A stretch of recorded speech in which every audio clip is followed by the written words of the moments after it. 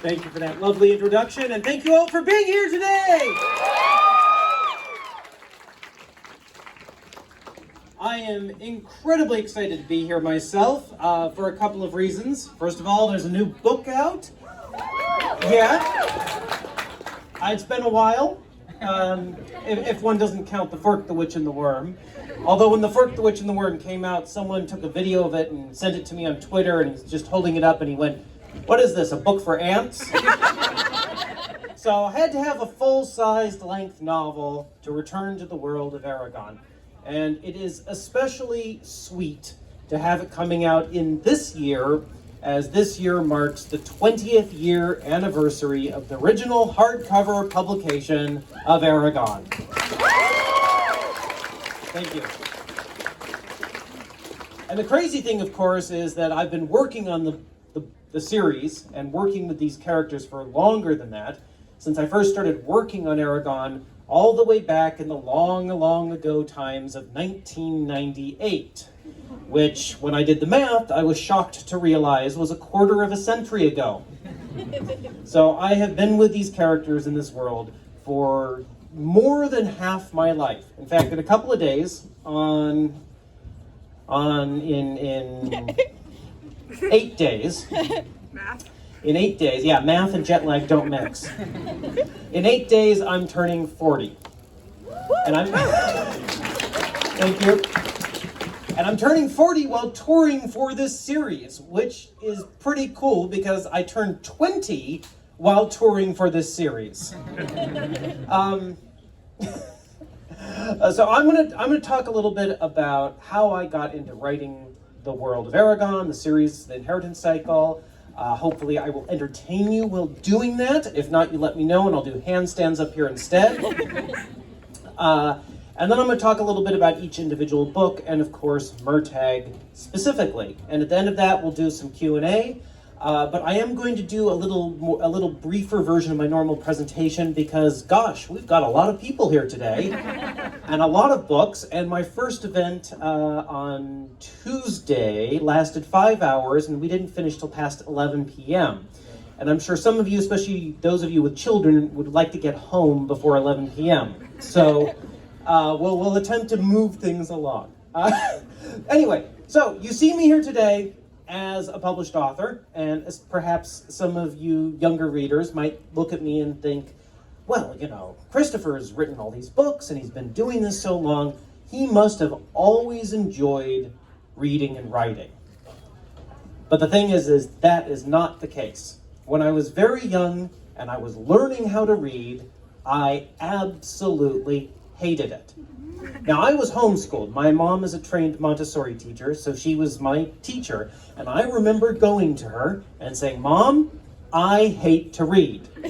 I'm never going to use reading the rest of my life." Life has a sense of irony.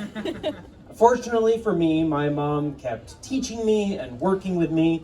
And eventually, she took me to the public library, which at the time was in Anchorage, Alaska. That's where we were living. If you've never been to Alaska, it's a pretty awesome place. I remember our neighbors were out mowing their lawn at midnight during the summer because there was still light in the sky. And then in the winter, the sun just kind of comes up over the horizon and hovers there for a few hours and says, "Nope, I've had enough," and goes right back down. And one of my key memories from Alaska are the mosquitoes. They actually have a different species up there. And they're about this big. And because of the permafrost, you get all these pools of water and these huge black clouds of mosquitoes form. And I remember walking through a park with my mom, and she grabbed me and my sister and carried us running through the park while we were chased by one of these giant black clouds of mosquitoes, which if the cloud catches you, they'll suck all the blood out of your body and leave nothing behind but a desiccated corpse. Other than that, nice place. So anyway, my mom took me to the public library, and as I was wandering around in the children's section, I found a series of slim children's, detective novels. For the life of me, I can't remember the titles or what exactly they were called or anything like the author's name, but I do remember something about the cover interested me. So I pulled a book off, checked it out, and it was the first book I ever checked out from the library. And when I started reading it, for whatever reason, it was as if a switch just got flipped inside of my head. And all of a sudden, instead of just seeing all those strange black marks on the page, I could actually see the things they represented. So instead of seeing the word for sun, I actually could see a sun in my head. I could nearly hear the characters. I could nearly smell the locations. It was a magical experience. And honestly, I really do think that reading and writing are the closest thing we have to true magic in the world today. Because you can be at home or wherever, sitting on the floor, in a chair, riding in an airplane, and at the same time with the right book, you could be in a spaceship flying around Mars, or riding a wild moose in the Amazon, or any number of wild and crazy experiences. But most importantly, you can experience life through the eyes and body of another person. And that really is amazing. So from that moment on, I read everything I could get my hands on. I would go to the library on Monday, get a whole pile of books, go back there on the weekend, and having read all of them, and get a new pile for the next week. And I read, and I read, and I read, and eventually I graduated from high school. Now, I graduated from high school at 15. Remember, I was homeschooled, and that was the result of not taking any summer breaks my whole life.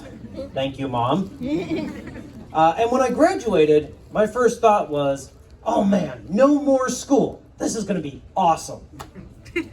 And it was awesome for about 2 weeks. And then I got really, really bored. And you might wonder just how bored I got. Well, I got so bored, I went into our backyard and I started to dig a hole. And it was a big hole too. It was about from from about there to here, and about 9 feet deep. It was circular. And then we had a giant old satellite dish abandoned on our property. For those of you who are younger, you may not know that satellite dishes used to be enormous. This satellite dish was about 12 or 13 feet across. So I dragged it by hand all the way to the hole, tipped it over to form the roof for the hole, and then I took a bunch of hay bales, because Montana, hay bales, they're all over the place, and piled them all on top of the satellite dish. And then I went to a bunch of dead trees along the Yellowstone River, which ran right by our house, and I ripped the bark off those dead trees and used the bark to make shingles on top of the hay bales, on top of the satellite dish, on top of the very large hole. Now you might be wondering how I actually got into the hole with all that stuff on top of it. Well, I did what any normal, sane, well-adjusted person would do, and I dug a tunnel into the hole. And then I started chopping down those aforementioned dead trees, and I didn't have an axe back then, or a hatchet, so I did what any normal, sane, well-adjusted person would do, and I chopped them down using a claw hammer. I didn't even sharpen it. And I dragged those logs up into our yard and started planting them upright in front of the entrance to the tunnel to form the framework for what was going to be a Viking-style mead hall. Now, when you start digging giant holes and making Viking-style mead halls in your backyard, you are officially bored. And by the way, if any of you think I'm making this up, my original author photo was taken with me in that hole. So at that point, I realized that I really needed to find something else, find something to do with myself that wasn't just digging a hole. And I was fortunate in that I didn't have to do anything at that point in my life. And it's an experience that I wish everyone and hope that everyone gets to have at least once in their life. You know, a chunk of time where you're not in school, you don't have to go work at a job, and no one's telling you to do anything. You know, all you have to worry about, or all I had to worry about, were some chores and just taking care of myself. And whatever it is you choose to do in that time when no one's telling you what to do, just might be what you should pursue as a career. whether that's digging holes or working with machines or reading or math or making video games or spending time with other people, whatever it is. In my case, I loved reading, and I specifically loved reading stories about dragons. So I decided to try and write the sort of story that I loved reading. And now, to be fair, I had no idea what I was doing, but I was willing to try. So I spent about a month or two plotting out what back then was the Inheritance trilogy, creating the world for it, and giving myself a good roadmap. And that was very important. And then once I had a feel for that, I sat down and I wrote the first draft of the first book in a white-hot blaze of creativity, which was enormously fun and fast, because I had no idea what I was doing.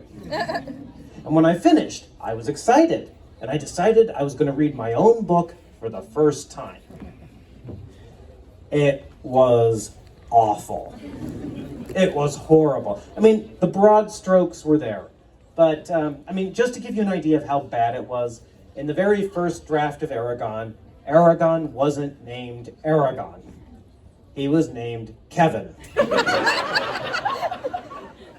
Which, if any of you were named Kevin, it's a great name, but I don't think the series would have been half so successful if it had been about the adventures of the great dragon rider, Kevin. There was also a unicorn in that draft, so you know it wasn't any good. Come on, dragons are better. But I realized that the book wasn't what I wanted it to be, so I spent the better part of a year rewriting, revising, editing, and then I gave it to my parents, and fortunately for me, they liked it enough that they said, "Hey, we think you got something here. Let's try self-publishing." Because we didn't know anyone in the publishing world, so we spent another big chunk of a year, again, editing, formatting, and generally preparing the book for self-publishing. And the thing is my parents have always been self-employed, and during that time when they were working on Aragon, they weren't working on other jobs that would have been bringing an income. So by the time we actually had books in hand, if the book had taken another 2 to 3 months to start turning a profit, we were going to have to sell the house, all move to a city, and get any jobs we could. We bet everything on it, with the idea being that it was something we could work on together as like a family business, which makes for a great story after the fact. But boy, when you're living through it, it's terrifying. But because so much was at stake, I was willing to sort of put myself out there in a way that I wouldn't have been otherwise. I mean, I was a 17-year-old homeschooled kid. I'm not going to say I was socially awkward, but going out and speaking in front of a crowd wasn't at the top of the things I wanted to do in life. Still, I started going to schools and libraries and bookstores and talking about the book. Except back then, I did all of my presentations while dressed in medieval costume. Black knee-high lace-up leather boots, a set of billowy black pantaloons, a big black pirate belt, a billowy red swordsman shirt, and a black beret to top it off. And the very first event I ever did was in our local high school. And I walked in. Now, you have to understand, I was 17 years old. I had never been in a public school before in my life, and I walked in dressed like that. And from the back of the room, I heard some guy say, "Hello, Romeo." As you can see, I don't wear that anymore, but since this is the 20th anniversary, I decided a fancy hat was in order. Thank you. Hats are cool. So I ended up going around the whole western half of the United States, doing events at schools and libraries and bookstores. I was doing up to 2 to 3 one-hour-long presentations every single day for months on end, which is why if you wake me up at 3 a.m. and put a gun to my head, I can do this presentation without thinking. Eventually, another author, Carl Hyacin, he wrote the young adult book Hoot, that some of you may know. He's also written a number of adult novels. Carl Hyacin came up to Montana on vacation, and while he was there, he bought a copy of Aragon for his then 12-year-old son, Ryan. And Ryan loved Aragon so much that Carl passed it off to Random House, and after a few months, my editor-to-be contacted me and said, hey, we would like to publish this. And I always like telling that story because to me it really shows the impact that reading really can have on the world. If Ryan hadn't read the book and hadn't said something about it, I wouldn't be standing here today, 20 years later. Aragon came out 2003 with Random House, and the rest of it has just been this amazing, amazing journey. And I can't tell you what the support of readers like you has meant, both for me and my family. Being able to write books and tell stories as a living is pretty special. And I am just blown away every day by it and continue to feel incredibly grateful. So thank you. Thank you. I promise to try not to kill too many of your favorite characters in return. So with all that being said, I'd love to do a couple of fun things here since the whole series is out now, which is fun. So I'm going to do a quick little reading from each book, and then I'll do a slightly longer reading from Murtagh. Oh, and I should probably talk about where Murtagh came from, right? Well, I'm going to blame Murtagh on you guys. Because back in 2017, someone tweeted at me pretty late at night. They said, I'm paraphrasing, but they said, Christopher, what are Murtagh and Thorn up to after the events of the inheritance cycle? Give us something juicy. And I was kind of sleep deprived and loopy, so I tweeted back and said something about how Murtagh has just enchanted a fork and called it Mr. Stabby and got into a big fight, and Thorn's pretty upset with him. I couldn't stop thinking about that. And because of that, I wrote the first story in my short story collection, The Fork, The Witch and the Worm. And when that came out, I was in New York City having dinner with my editor, and I looked at her and I said, Michelle, I think I got a big book here from this. And she said, write it. I've always planned on writing larger and more books in the world of Aragon. Murtagh is somewhat unplanned, but it was a necessary step to the next big book that I'm planning. Murtagh does a lot of ground setting for that, as well as telling its own story. But anyway, so the existence of Murtagh is entirely to do, and is entirely, all the blame for it lies entirely with one of you. Sorry. So, thank you though. Anyway, so we're going to do a quick short reading from each of the books. Does anyone have a copy of Aragon I can borrow? Here. Yes? Thank you. I promise I'll give it back. The one you want right here. She's gonna show you her book. Oh, she's going to show me my book. Probably had it since you What do you have? Do you have what I think you have? Oh, what a well-loved copy. Mine too. I'm afraid I'm going to tear it apart if I have it up here. 1 second. Okay, so I am going to read. I promised you this is a short reading, so we'll make it nice and easy. I am going to read you the very first sentence of the very first chapter of the very first book of the world of Aragon. Wind howled through the night, carrying a scent that would change the world. All right, who has eldest? No. Who can get eldest to me? Oh, I have to do this one. I'm sorry. Look at this one. It's annotated. It's annotated. That's right. So one of the things that I did in creating this series, as I'm sure, let's see, let me get the right page here. Forgive me. So one of the things I did in creating this series, of course, is I created a number of languages. Now, I am no linguist, but I still had fun doing it. The main language, of course, is the ancient language, the language of magic and power and the elves. I based it... Mike was dying. I based it partly off of Old Norse, which I thought gave it a nice sound and feel. So I'm going to read you the Elvish blessing that appears in Eldest. However, I have to apologize to you. because I have an absolutely horrendous Elvish accent.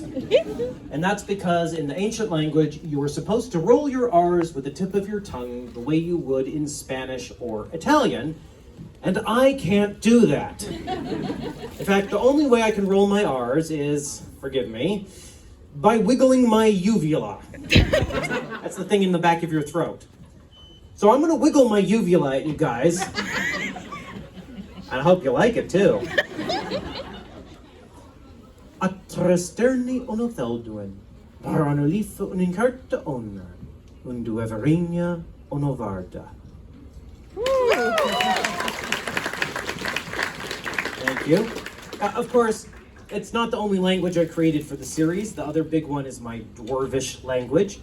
And I had a lot of fun with that because I created it pretty much from scratch. And I really like the sound and feel of it. You can just sink your teeth into it. So I have a chunk of Dwarvish here. This is a very angry dwarf complaining about Aragon and Saphira being in the Dwarf Mountains. I mean, they're very large mountains, but you know what I mean.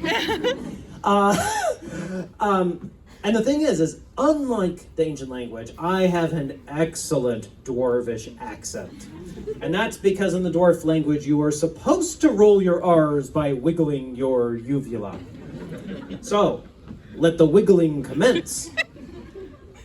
Vorn Rithkarach, Vorn Gergenkarmiter, Nos Etagoroth Bastarnag, Durin Sesti Rakithin. Jak is warv as Barzuligor, door Durgrimst as Schwelden Brak Anuen, Mog Torak Jürgenfran.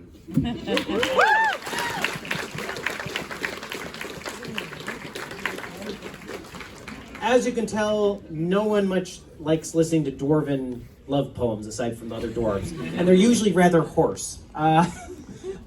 Brissinger? Brissinger. All right, thank you. Now, Brissinger, as you may have noticed, is a rather large book. And like most, I'm going to move the water. Like most large books, it has a lot of words in it and a lot of sentences. Some of those sentences are better than others. There's one about a bombulating bumblebee that I probably should have cut. But there's one sentence in particular out of the many sentences in this book that is my absolute favorite. It is my favorite because I think, well, I just think it has a lot of literary merit. When I wrote this sentence, I felt like I leveled up as an author. So, would you guys want to hear my favorite sentence from Brissinger? Okay, here we go. Die, puny human! Because what is the point of writing epic fantasy if you can't write a line like, die, puny human, every once in a while? No point whatsoever. I think I need the green book. Thank you. I will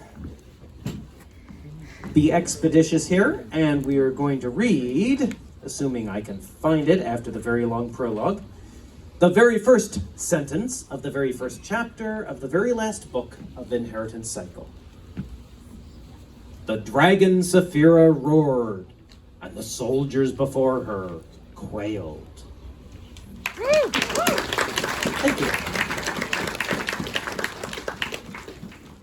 I'm not going to read from my sci-fi books, don't worry. Alrighty. I am going to read from this one, though.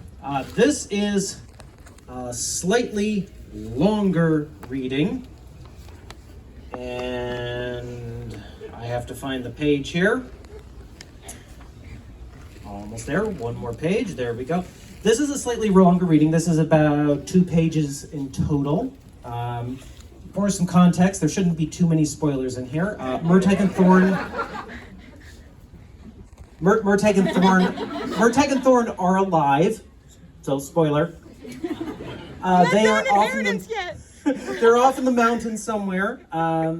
They're looking into a deep mystery, and they're preparing to go visit a certain location. And this is what happens. This is only the 3rd time I've ever read this before, so I'm still getting the timing down right, but I hope you enjoy.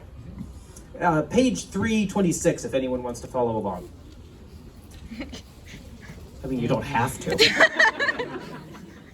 Thorn crept closer and placed his head by Murtagh's shoulder. "How long do you think you will be gone?" "I won't be gone at all." Murtagh smiled. "This time, I think we should do things differently. This time, the situation calls for some thunder and lightning." Thorn's long red tongue snaked out of his mouth and licked his chops in a wolfish way. "That seems most agreeable to me." "I thought it might." "Do you mean to kill Bashel?" "I mean to talk with her. If we have to fight, we fight, but..." Murtagh's brows drew together as he frowned. "We need to find out what she and the Dreamers are about. Whatever their goal, they're pursuing it with serious intent." "And you want to scent out how many of them are in Nasuada's realm?" "That too, although I doubt Bashel will tell us. At least, not willingly." He scratched Thorn atop his snout. "Either way, we have to be careful. Our wards should protect us from her wordless magic, same as any other." He gave the dragon a grim look. "Maybe. It's hard to say. If things go badly, it might be best to flee." "Flee or fight, I shall be ready." "Then let us be at it." Murtagh walked along Thorn's glittering length to where the saddlebags hung. He opened them and removed, in order, Zarok, his arming cap and helmet, his greaves and vambraces, his iron-rimmed kite shield from which he'd scraped the Empire's emblem, his padded undershirt, and his breastplate. When not marching into open battle, he preferred to wear a mail shirt for the mobility it provided, but it wasn't mobility, nor even protection he was after. It was intimidation. So, for the first time since Galbatorix had died and the Empire had fallen, Murtagh decided to substitute spectacle for subterfuge. As he donned the armor, its familiar weight settled onto his frame with cold, forbidding constraint. Piece by piece, piece by piece, he assembled himself, or rather, a version of himself he had hoped to abandon. Murtagh, son of Morzan. Murtagh, the dread servant of Galbatorix. Murtagh, the betrayer. There was a circlet of gold about the helm, reminiscent of a minor crown. Galbatorix's idea of humor. He'd introduced Murtagh as his right-hand man in the Empire, a new rider, descendant of the Forsworn, sworn to the king and devoted to his cause. Before the crowds, Galbatorix had treated Murtagh as all but his son. But in private chambers where the truth could not hide, Murtagh had been nothing more than a slave. He placed the helm upon his head and then walked to a marshy pond lined with cattails and studied his reflection. He resembled a princeling sent to war. With the added harshness his visage had acquired during the past year, he found himself thinking he would not want to fight himself. He nodded. "That'll do." Then he eyed Thorn. "A pity we don't have armor for you." Thorn sniffed. "I need none. Besides, it would have to be made anew every half year." It was true. Like all dragons, Thorn would continue to grow his entire life. The rate of growth slowed in proportion to overall size, but it never entirely stopped. Some of the ancient dragons, such as the wild dragon Belgabad, had been truly enormous. Murtagh belted on Zarok and then closed the saddlebags and climbed back onto Thorn. "Letta," he said, and ended the spell that concealed Thorn in the air. "All right, let's go meet this witch, Bashel." A rumble of agreement came from Thorn, and the dragon lifted his wings high, like crimson sails turned to the wind, and drove them down. Murtagh clutched the spike in front of him as Thorn sprang skyward, and cold air rushed past with a promise of brimstone. Thank you. I hope that wasn't too long. Now, I would love to answer some of your questions, assuming you have any, which I see you do. Yes. So I'm still reading the first 3 books. Spoilers, folks. I tried really hard to finish it. I just didn't. But I'm really excited for the TV show, and I was interested in how, with the books, obviously it's a process that's different than screenwriting. So I was interested, especially when you were kind of writing this book and thinking about maybe live action adaptations. Did that kind of impact how you wrote this book? So for those of you who don't know, Disney Plus is currently working to adapt Aragon as a big budget television show. Thank you. I mean, it'll be nice to have it adapted since it was never adapted previously.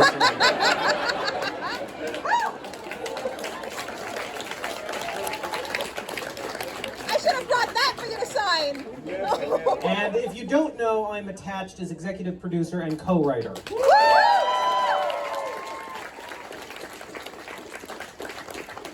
And the question is, given that writing screenplays is very different than novels, and I'm involved in this process, did that influence how I approached writing scenes and imagery and whatnot in Murtagh? And the answer is absolutely not. Because I wrote these books from the age of 15 till 26 or 27, and that's just burned in my brain, the style, the world, and I know what works for a novel. I'm not about to abandon that. It's not to say I haven't learned. I hope you'll feel that Murtagh is the best written book I've ever produced, but I am not trying to write it like a film or a screenplay, because films, screenplays, television are all external. All you can do is describe what you see, whereas this book and most of my books go deep into the minds of the characters, and that's very important to me. So, good question. Yes? Thank you. First of all, huge fan. It's been since I was like 20 years ago. Is a big inspiration for me. My big question for you is building the world of Aragon. I know you said you had your first draft to be able to put it all out there, have your creative energy. I don't know if in the first draft you had that opportunity to, you built your world, just put it all out on the page in the first couple of pages. How do you stop yourself from just sort of giving everyone the world in the first few pages and not leaving it for the rest of the book? You'll bore people if you do that. That's the problem. It used to be a trope in fantasy novels that you would start with 10,000 years ago, the gods created the world, and here's what's been happening since, before you get to the story. You can't really do that these days. And I don't find it that interesting. I like the process of discovery when the character's discovering the world, and then we, the reader, and I, the author, get to discover the world also. So, but at the same time, I certainly have lots of cool things in my brain. I'm saying, oh, I can't wait for them to read this, can't wait for them to find out this. So, you have to balance it, and it is a balancing act. Let's see. Yes? What did the Manoa tree take from Aragon and Saphira? Let's see. How many books are we on now? This is book 6. Good question. Yes? My question is also writing related question / world building question. You mentioned that you started writing it young. I can relate to that. I started writing a book when I was 14 and I'm 27 now, so that should give you some indication. But for somebody who has been working on a book for a long time, what would you recommend in terms of route to publishing? Like, is there any journey for finding an agent that you would suggest? And I mean, I have to ask this just because I have to ask everyone that I meet who's in this position, do you have any contacts? Writer's House is a wonderful agency in New York City. Highly recommend them. I've worked with them my whole career. The short answer to if you've been working on a book for a very long time is finish it. If it's done, go on and write something else. Quantity does not always equal quality, but there is a quality to quantity just for the fact that there's a lot of it. And so the more you write, the more you learn, the more you're able to create. And I know that may not be an easy answer, but I mean, look at Brandon Sanderson, right? I mean, good Lord, that guy's a machine. Is he producing the most deathless prose ever produced? Maybe not, but he's telling awesome stories that people enjoy, and he's not getting hung up on any one project. Aside from that, I would say finish your work, get good readers, maybe even get an editor, people who can look at your work and who can tell you what you've done wrong so that you can make it better. You also have to use some judgment there. Not everyone's opinion will match yours. And then submit it, send it out, and if it doesn't get a bite, write another one. That's the only solution that I've got. Good luck. Nice hat. How did you start creating the maps? How did I start creating the maps? Well, I wrote Aragon without a map, and I got halfway into the book and started getting lost in my own world. I didn't want a map because I thought that a good writer shouldn't need a map to handhold his readers, but apparently the author needed handholding. That said, I love maps and books, so when I got halfway through the book, I scribbled down a map for the western half of what would become Alagasia, and I kept writing, and then I realized I was running out of room in my world, so I slapped down a second piece of paper, and I was in a hurry. I wanted to write and not draw, so I just said, okay, big forest and mountains down here, and I was in such a hurry I made the jags way bigger than the other mountains. And then I looked at that and said, I wonder if they really were that big. That's how you get the Bure Mountains. Yes. Scramble. So first of all, I'd like to say thank you. In my childhood, my favorite author was Anne McCaffrey and her dragons. I'm sure you read her. So, and yes. now as an adult, again, the treat. Thank you. Where are the humans from? What's on the other side? I'm actually working on a world global map of the world of Aragon right now. So you're going to find out before too long. It's North America, right? No. Yes. What was my favorite part about writing? Telling the story, getting to create the world, getting to spend time with the characters. When it works, it's wonderful, and it just flows, and it's magic. When it doesn't work, it's like chewing on gravel. But that experience, telling the story, is just wonderful. Lots of questions. Yes? You write the books from a lot of different perspectives, especially once we get into Elvis and moving forward. Which perspective was the most fun and which one was the hardest? Which perspective was the most fun to write from and which was the hardest? The most fun was Saphira. The hardest is the one I avoided for this reason, which would have been Arya. But I'm planning on doing it. So I've got a story for her and Aragon that I want to write, so yeah. And it's going to like alternate between their POVs and yeah. They're not going to have a good time though. Yes. Oh wow. That's so cool. So cool. Yes? For certain moments of the book that are a little bit more emotional, particularly one in the first book, do you feel the impact of that emotion as the users do who read it for the first time? I cried when I wrote that scene, and I think you know what scene we're talking about, but spoilers. Yeah, I cried at the end of Inheritance. If it doesn't affect me, why am I writing it? And why would it affect you if it doesn't affect me? Which you should think about when you read Murtagh, because Murtagh has a hard time in this book. I had a hard time as a result. Yes? Well, I'm happy to be here. It's lovely to hear from you. What do you think about exploring more of Brahms' perspective? What do I think about exploring more of Brahms' perspective? Yeah, like maybe in his past. I've considered writing a prequel from his point of view. The only problem is... The only problem is that everyone knows how it ends. That's half the fun. No comment. Oh man, so many questions. Let me see what time it is. We'll do 3 more questions. Yes? Yeah. Are you okay am I pantser or a plotter? So do I do things by the seat of my pants or do I plot? I am an inveterate plotter because if I don't know where I'm going, I'm trying to figure out the story while trying to perform it, i.e. write it, and that doesn't work for me. So if any of you are aspiring writers, I highly recommend plotting a story beforehand. You will still discover things in the writing, which is wonderful and delightful. But having a good, strong framework for your story makes things so much easier. I wrote the first draft of Murtagh in 3.5 months because I had a good, strong outline. And to prove the point, in the very first book, Aragon drags Garrow to Carvajal, and he has a night of bad fever dreams. And if you go look at that, those dreams that Aragon has, one of them is the very last scene in Inheritance. What? Yes.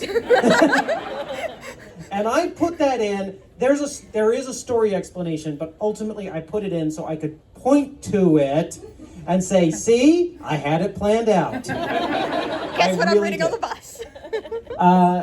Way in the back. Further back.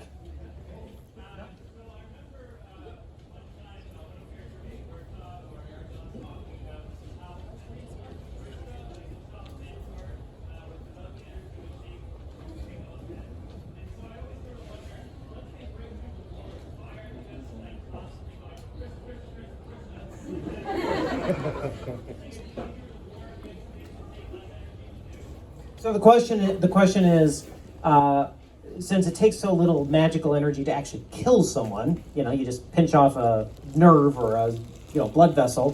Why is it that people aren't just doing that as soon as they break through wards? Well, they are, if you actually break through the wards, but the main problem, as explained in the series, is that if you can do that to someone, they can do it to you. So magicians usually hold off on casting spells on someone until they have seized control of their opponent's mind, so they can control that person's actions, so they can stop them from using magic. And then they'll go, Thrysta, and the guy will fall over dead, or the gal.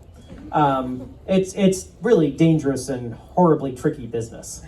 So, all right, last question. Do you have a favorite fractal, and if so, which one is it? Do I have a favorite fractal? The Mandelbrot set, and variations thereof. So I would love to keep answering questions, but alas, if we keep going, we will not get through all the books. So I want to thank you again for coming tonight. Thank you. If any of you are interested in keeping up with news about me or the books, I highly recommend that you check out my website, paolini.net. Someone else has .com. Ignore them. And if you're a fan at all of my science fiction books, I highly recommend my other website, which is fractalverse.net. And yes, there are more sci-fi books coming and more World of Aragon books coming, assuming my kids ever let me sleep. And then lastly, just so that I can tell my publicist that I've been doing my job, if you don't mind, I'm going to take, you know what, let's do this as a selfie. All right, everyone shout Aragon! Aragon! All right, thank you. And as Aragon himself would say, Sioner Sverdar Sitya Havas. May your swords stay sharp. Thank you.